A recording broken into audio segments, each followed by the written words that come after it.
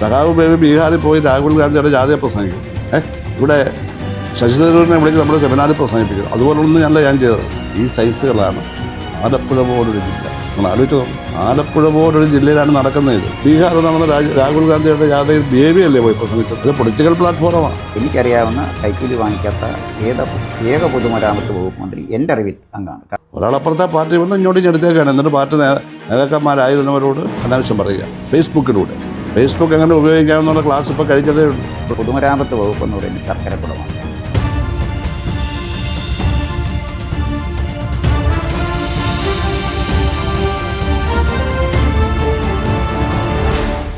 അപ്പോൾ തന്നെ എനിക്ക് തന്നെ ഒരു അനുഭവം ഉണ്ടായി. ഇന്നലെ ഇവിടെ 2 തൊഴിലാളി പ്രവർത്തകർ വന്നു. അപ്പോൾ അവർ എന്നോട് പറഞ്ഞു, ഇപ്പോൾ CPM ജില്ലാ കമ്മിറ്റിയിൽ വന്നിരിക്കുന്ന ഒരു KK ഷാജു എന്നൊരാളുണ്ട്. അയാൾ 2 പോസ്റ്റ് ഇട്ടു സാറിനെ വിമർശിച്ചുകൊണ്ട്. ഞാൻ പറഞ്ഞു, എന്താ അത്? എന്തായാലും ഒരു പോസ്റ്റ് എടുത്ത് കാണിച്ചു, മറ്റേ പോസ്റ്റ് കണ്ടില്ല. അപ്പോൾ അയാളിട്ട പോസ്റ്റ് എന്ന് പറയുന്നത് അതാണ്, ഈ പാർട്ടിയുടെ നയവും ഒന്നും അയാൾക്ക് മനസ്സിലായിട്ടില്ല. അയാൾ പാർട്ടിയുടെ ഏരിയ കമ്മിറ്റി മെമ്പറായിരുന്നു ഈ അമ്പലപ്പുഴയിലെ. ഞാൻ സ്റ്റേറ്റ് കമ്മിറ്റി മെമ്പറും ജില്ലാ സെക്രട്ടേറിയറ്റ് മെമ്പറുമാണ്.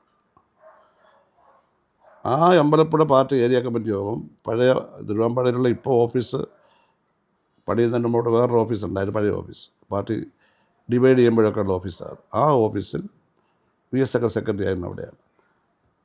ആ ഓഫീസിനകത്തുള്ള ഒരു ഹാളിലാണ് ഈ കമ്മിറ്റി കൂടുമ്പോൾ PK ചന്ദ്രനാനന്ദനും ഞാനുമാണ് ജില്ലാ സെക്രട്ടറിയുടെ പങ്കെടുക്കുന്നത്.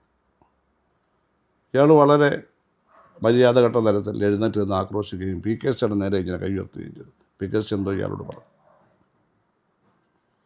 അപ്പോൾ അത് പ്രശ്നമായി ഇയാളെ ഇറങ്ങിപ്പോയി.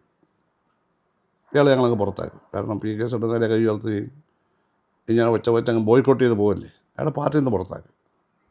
ഉടനെ പോയി JSS ചേർന്നു. JSS ചേർന്ന് മാവേലിക്കരയിൽ നിന്ന് 2 തവണ നമ്മളെ തോപ്പിച്ച് ജയിച്ചു. അസംബ്ലിയിൽ CPM തോപ്പിച്ച്. 3ാമത്തെ തവണ മത്സരിച്ച് തോറ്റു. അരുൺകുമാറിനോട് തോറ്റു. ഇപ്പോൾ അയാൾ CPM ജില്ലാ കമ്മിറ്റി മെമ്പറാണ്.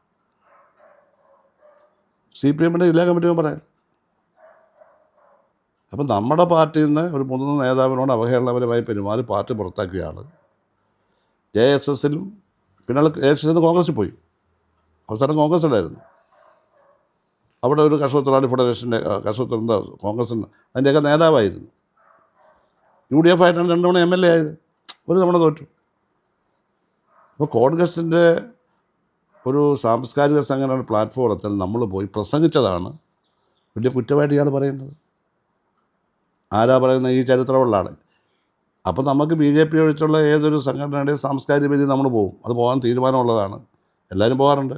ശശി തരൂരിനെ പാർട്ടിയുടെ സംസ്ഥാന സമ്മേളനത്തിൻ്റെ സെമിനാറിൽ കൊല്ലത്ത് വിളിച്ചു വരുത്തിയില്ലേ. ഇപ്പോൾ ബീഹാറിൽ നടന്ന രാഹുൽ ഗാന്ധിയുടെ ജാഥയിൽ ബേബിയല്ലേ പോയി പ്രസംഗിച്ചത്.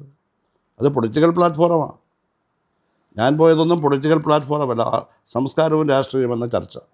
ശ്രീനാരായണ ഗുരുവും ഗാന്ധിജിയും കൂടെ കൂടിക്കാഴ്ച, ഈ 2 പോയത്. ഇതൊക്കെ നമുക്ക് പോകാവുന്നതാണ് എന്നറിയാമായിരുന്നിട്ടും അതിനെ വിമർശിക്കുകയല്ല, മോശമായ ഭാഷയിൽ.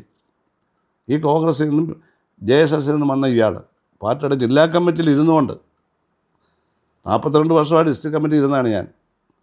40 വർഷം സ്റ്റേറ്റ് കമ്മിറ്റിയിൽ ഇരുന്നാണ്. സെക്രട്ടേറിയറ്റിൽ തന്നെ ഇരുന്ന് 34 വർഷം. അറിയാമല്ലോ, പാർട്ടി തന്ന സ്ഥാനങ്ങളല്ലേ ഇതല്ലേ, നമ്മൾ ചോദിച്ചു വായിക്കുന്നതാണ്. അങ്ങനെ ഒരാളോട് ഇങ്ങനെ പറയത്തക്ക ഒരാൾ പാർട്ടിയുടെ ആലപ്പുഴ ജില്ലാ കമ്മിറ്റിക്കകത്തുണ്ട്. അപ്പോൾ ആളെ എടുക്കുന്നതിൻ്റെ സൂക്ഷ്മതക്കുറവ് വ്യക്തമല്ലേ ഉണ്ടല്ലോ. അല്ല, ഇയാളെങ്ങനെ?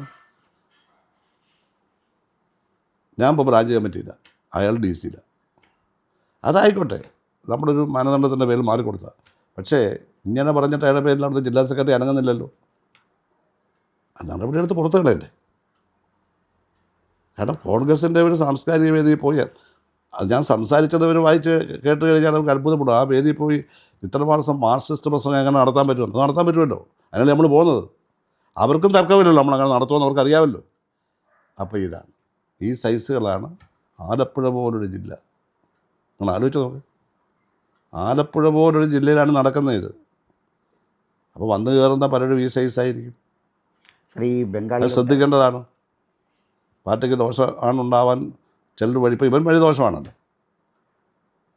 ഈ നാട്ടിൽ എവിടെയെങ്കിലും നിന്ന് ഇയാൾ പ്രസംഗിച്ചാൽ അതിന് വിലയുണ്ടാവും. പഞ്ചായത്ത് ഇലക്ഷൻ വരെ ഏത് പഞ്ചായത്ത് ഇലക്ഷൻ ഏത് സീറ്റ് പിടിക്കാൻ പറ്റും? അപ്പോൾ ഇതൊരു അവസരമായി കണ്ട് കടന്നു വരുന്നവരുണ്ട്, ആരോടും പരിചയമോ കാര്യങ്ങളോ കണ്ടിട്ട്. മറ്റേതെങ്ങനെ ഗ്രൂപ്പിൽ ചേരണം, അതായത് പാർട്ടി ഗ്രൂപ്പ്, ഒരു ഭാഗത്ത് 15 പേര് കവിയാത്ത ഗ്രൂപ്പുകളുണ്ടാകാം. ഒരു വർഷം അവരെ കൊണ്ട് പ്രവർത്തിപ്പിക്കും, ഒരു ബ്രാഞ്ചിൻ്റെ കൺട്രോളിലായിരിക്കും. പ്രവർത്തിച്ചവർ നല്ലപോലെ എല്ലാത്തിനും പ്രവർത്തിച്ചാൽ അതിൽ നിന്ന് അങ്ങനെ കുറച്ച് പേരെ കാൻഡിഡേറ്റ് മെമ്പർമാരായി ഒരു വർഷം കഴിഞ്ഞാണ് എടുക്കും. ആ കാൻഡിഡേറ്റ് മെമ്പറായി വീണ്ടും ഒരു വർഷം പ്രവർത്തിക്കണം. അങ്ങനെ പ്രവർത്തിച്ച് കഴിഞ്ഞ് പിന്നെ കൊള്ളാമെങ്കിലാണ് ഫുൾ മെമ്പറാക്കുന്നത്. 2 years you have to undergo training in the party work. പൂർണ്ണ മെമ്പറായി പിന്നെ ഒരു LC മെമ്പറൊക്കെ അവിടെ വർഷത്തിലെടുക്കും.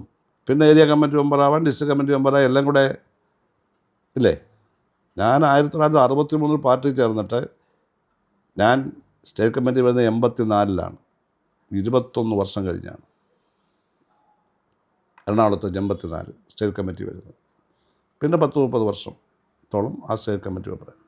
അപ്പോൾ ഇങ്ങനെയാണ് വന്നുകൊണ്ടിരുന്നത്. അപ്പോൾ അവരെല്ലാം സ്റ്റേബിളായിരുന്നു, അവർക്ക് എല്ലാ കാര്യങ്ങളും അറിയാം. ആ ഒരു കാലഘട്ടം കഴിഞ്ഞു. ഒരാളപ്പുറത്തെ പാർട്ടി വന്ന് ഇങ്ങോട്ട് ഞെടുത്തേക്കാണ്. എന്നിട്ട് പാർട്ടി നേതാക്കന്മാരായിരുന്നവരോട് അനാവശ്യം പറയുക ഫേസ്ബുക്കിലൂടെ. ഫേസ്ബുക്ക് എങ്ങനെ ഉപയോഗിക്കാമെന്നുള്ള ക്ലാസ് ഇപ്പോൾ കഴിഞ്ഞതേ ഉള്ളൂ. ഡോൺ ബ്രിട്ടാസ് വന്ന് അവിടെ ക്ലാസ് എടുത്തതെന്നാണ് കേട്ടത്, ഈ പുന്നപ്പുറ ഓഫീസ് വെച്ച്. ആ ക്ലാസ്സിൽ വന്ന ആളാണ് ഇയാൾ. ഇവരാരും ഒന്നും പഠിക്കുന്നില്ല. ഇവരിവിടെയൊക്കെ വന്നിരിക്കുന്നത് ഇത് പഞ്ചായത്തിലും പാർലമെൻറ്റ് അസംബ്ലിയിലും ജയിക്കുന്ന പ്രസ്ഥാനമാണ്. എന്നാൽ പിന്നെ ഇപ്പോൾ അവിടെ കൂടിക്കളാം, മറ്റിടത്ത് കിട്ടിയതെല്ലാം വാങ്ങിച്ചതിന് ശേഷമാണ്. അത് പരിശോധിക്കേണ്ട കാര്യമാണ്. അത് പാർട്ടിക്ക് വലിയ ദോഷമുണ്ടാകും ഭാവിയിൽ. അങ്ങനെ അത്തരക്കാർ ഏറിയിട്ടൊന്നുമില്ല. ഇങ്ങനെ പലരുടെയും കാര്യം പറയാൻ പറ്റുമെന്നാണ് ഞാൻ പറഞ്ഞത്. സരിൻ്റെ കാര്യമല്ല, ആരുടെ കാര്യമായിരുന്നുള്ള. ശ്രീ അരി എന്തോന്ന് നമ്മൾ അറിയുന്നത്, അരി മുഴുവൻ ചെക്കി നോക്കണ്ട, ഒരു എടുത്ത് നോക്കിയാൽ മതി. അതായത് നന്ദൂരിലും സിംഗൂരിലും നന്ദിഗ്രാമിലും ഉണ്ടായ ചെറിയൊരു സംഭവമാണ് ബംഗാളിലെ തകർച്ചയ്ക്ക് വഴിതെളിച്ചത്. ഇപ്പോൾ CPM-ൻ്റെ ആലപ്പുഴ ജില്ലാ കമ്മിറ്റി ഒരു അപജയത്തിൻ്റെ മൂല്യച്യുതിയുടെ പാതയിലൂടെയാണ് പോകുന്നതെന്ന് പാർട്ടിക്കാർ തന്നെ പലരും പറയുന്നു. അതായത് കുട്ടനാട്ടിൽ ധാരാളം ആളുകൾ പാർട്ടി വിട്ടുപോകുന്നു. അങ്ങ് സൂചിപ്പിച്ച പോലെ KK ഷാജുവിനെ പോലെ JSSഉം കോൺഗ്രസും പിന്നെ JSSഉം ഒക്കെ ആൾ വരിക, നേരെ ജില്ലാ കമ്മിറ്റിയിലേക്ക് വരിക. അപ്പോൾ അത് വരുമ്പോൾ ബംഗാളിലത് സിംഗൂരിലോ അല്ലെങ്കിൽ നന്ദിഗ്രാമിലോ ആണെങ്കിൽ കേരളത്തിലെ തകർച്ച ആലപ്പുഴയിൽ നിന്ന് തുടങ്ങും എന്ന് ഞാൻ പറഞ്ഞാൽ അങ്ങ് നിഷേധിക്കും. അല്ല, കേരളത്തിലെ CPM-നെ ആലപ്പുഴക്കാർ കൈവിടില്ല. കാരണം അവരുടെ ഹൃദയ രക്തത്തോ ആണിത്. പക്ഷേ അതിൽ മാലിന്യം ചേർക്കുന്ന അണുക്കൾ, ഘടകങ്ങൾ അതിലേക്ക് വീഴ്ത്തുന്നവർ ഉത്തരവാദിത്വം വഹിക്കേണ്ടി വരും. സർ, അവർ അതുകൊണ്ടത് CPM ഇവിടുന്ന് തകർച്ചയൊന്നും ഇവിടുന്ന് അല്ല ആരംഭിക്കുന്നതെന്ന് എനിക്ക് വിശ്വാസമില്ല. കുറച്ച് പ്രശ്നങ്ങൾ ഞാനിപ്പോൾ പറഞ്ഞ ഉദാഹരണമുണ്ട്, ഇതുപോലെ വല്ലതുമുണ്ട്. അല്ല സാർ, ആലപ്പുഴയുടെ മുമ്പില്ലാത്തതാണ്. പിന്നെ തെറ്റ് പറഞ്ഞാൽ തിരുത്തുന്നില്ലാരും. പാർട്ടി ജില്ലാ സെക്രട്ടറിക്ക് പറയാമല്ലോ, തന്നെ നടപടിയെടുക്കണ്ടല്ലേ അയാളുടെ പേരിൽ. കാരണം ഞാൻ അയാളെ പ്രൊവോക്ക് ചെയ്തൊന്നും പറഞ്ഞില്ലല്ലോ. കോൺഗ്രസ് എന്ന് പറഞ്ഞ് ഇന്ത്യ യൂണിയനിൽ CPM കോൺഗ്രസ് മുന്നണിയില്ല. സഖാവ് ബേബി ബീഹാറിൽ പോയി രാഹുൽ ഗാന്ധിയുടെ ജാഥയെ പ്രസംഗിക്കുന്നു. ഇവിടെ ശശി തരൂരിനെ വിളിച്ച് നമ്മുടെ സെമിനാറിൽ പ്രസംഗിപ്പിക്കുന്നു. അതുപോലൊന്നും അല്ല ഞാൻ ചെയ്തത്. രാഷ്ട്രീയവും സംസ്കാരവും എന്ന വിഷയത്തെപ്പറ്റി പ്രസംഗിക്കുകയാണ്. ആ വിഷയത്തെപ്പറ്റിയാണ്. ശ്രീനാരായണ ഗുരുവും ഗാന്ധിജിയുടെ കൂടിക്കാഴ്ചയെപ്പറ്റിയാണ് പ്രസംഗിക്കുന്നത്. എൻ്റെ ആ പ്രസംഗം ശിവഗിരിക്കാർ സംഘടിപ്പിച്ചതല്ല, KPCC സാംസ്കാരിക സമിതി സംഘടിപ്പിച്ചു. ആ ശിവഗിരി മഠത്തിൻ്റെ മാസികയ്ക്കകത്ത് അവർ പൂർണ്ണമായിട്ട് അടിച്ചു. അതിൻ്റെ ഒരു താള് മറിച്ച് നോക്കിയിരുന്നെങ്കിൽ ഞാൻ പാർട്ടിയുടെ രാഷ്ട്രീയം ആ സാഹചര്യം അനുസരിച്ച് എത്ര ഭംഗിയായിട്ടാണ് പറഞ്ഞത്. അങ്ങനെയല്ലേ ഞാൻ പറയുള്ളൂ. കേട്ടവർക്ക് ആർക്കും ഒരു പരാതിയോ ഒന്നുമില്ല, ആരും എഴുതി അറിയിക്കുന്നുമില്ലല്ലോ. അപ്പോൾ ഇത് മനഃപൂർവ്വം ചെയ്യുകയാണ്. പാർട്ടിക്കകത്ത് ഇരുന്നുകൊണ്ട് പാർട്ടി കെട്ടിപ്പടുത്തവരെ അപമാനിച്ച് ഇതിൻ്റെ പാരമ്പര്യം ഇല്ലാതാക്കി ഇതിനെ നശിപ്പിക്കുക എന്നുള്ള ഉദ്ദേശം തന്നെയായിരിക്കും ഇത്തരക്കാർക്കുള്ളത്. അത് തടയാൻ ആരുമില്ല. അവിടെ ജില്ലാ സെക്രട്ടറി അല്ലേ തടയേണ്ടത്? ജില്ലാ സെക്രട്ടറി അല്ലേ തടയേണ്ടത്? ജില്ലാ സെക്രട്ടറി പോസ്റ്റ് പോലും വായിച്ച് കാണത്തില്ല, അറിഞ്ഞും കാണത്തില്ല, ആരും കൊണ്ട് കൊടുക്കത്തുമില്ല. അതൊക്കെ വല്ലാത്തൊരു സ്ഥിതിയാണ്. എങ്കിലും നമുക്ക് പാർട്ടി തള്ളി പറയാൻ പറ്റുമോ? തള്ളി പറയാൻ പറ്റില്ല. കാരണം നമ്മൾ ഇവരാരും അല്ല മെമ്പർഷിപ്പ് തന്നത്. അവരൊരു മാനദണ്ഡം കൊണ്ടുവന്നു. അതിനാരും സർട്ടിഫിക്കറ്റ് ഒന്നും ചോദിച്ചില്ലല്ലോ, ആരുടെയും വെരിഫൈ ചെയ്തതല്ലേ PSC പരീക്ഷ പോലെ. അവരോട് പറഞ്ഞാൽ വിശ്വസിച്ചു വയസ്സ് എത്രയാണെന്ന്. എനിക്ക് ശരിക്കും ആയില്ല. പക്ഷേ പ്രായം കുറഞ്ഞിരിക്കുമ്പോഴേ അക്ഷരം പഠിച്ചവരെ 6 വയസ്സാക്കി ചേർക്കുന്ന പരിപാടി അന്ന് 1-ാം ക്ലാസ്സിലുണ്ട്. 6 വയസ്സാകുന്നു. അങ്ങനെ ചെറിയ വ്യത്യാസം 1-2 വർഷത്തിന് വ്യത്യാസം. എനിക്ക് വേണമെങ്കിൽ ഒരു ടൈം കൂടി ഇരിക്കായിരുന്നു. എനിക്കതിൽ താല്പര്യമില്ല. ഞാൻ തന്നെ എഴുതി കൊടുത്തു. ഇവിടെ ബാലകൃഷ്ണൻ എന്നെ ടൗണിലെ DC ബ്രാഞ്ചിലാക്കണം. അയാൾ എനിക്ക് മറുപടി തന്നു, ആക്കി. അവരും പരിശോധിച്ചില്ല, ചോദിച്ചതുമില്ല. ഇത് ഞാൻ പറയുകയാണ്. അപ്പോൾ നമുക്കതൊക്കെ വളരെ സ്വമേധയാ നമ്മൾ ചെയ്യുന്ന കാര്യമാണ്. സാർ, ദീർഘകാലം പാർട്ടിക്കകത്ത് പ്രവർത്തിച്ച് പാരമ്പര്യമുള്ള, വലിയ പാരമ്പര്യമുള്ള സീനിയർ നേതാക്കന്മാരുടെ ഒരാളാണ് അങ്ങ്.